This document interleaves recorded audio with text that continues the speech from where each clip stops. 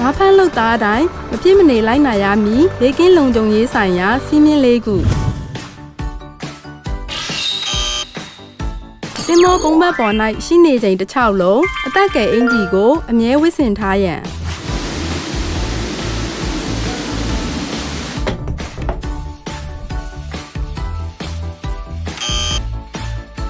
ရေးပေါ်အခြေအနေများဖြစ်သည့်တိုက်မိခြင်းများသို့မဟုတ်တိမ်မှောက်ခြင်းတို့တွင်အကူအညီတောင်းရန် SOS ခလုတ်အားချက်ချင်းနှိပ်ပြီးအကူအညီတောင်းရန်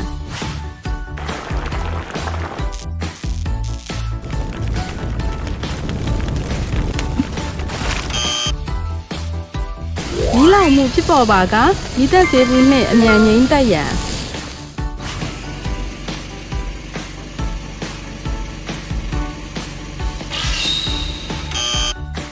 တင်းလက်များသို့မဟုတ်တင်းအဝတ်အစားများကိုပိုက်ကွန်ဆဲဆက်ထဲတွင်မညှက်မိစေရန်သတိထားပါ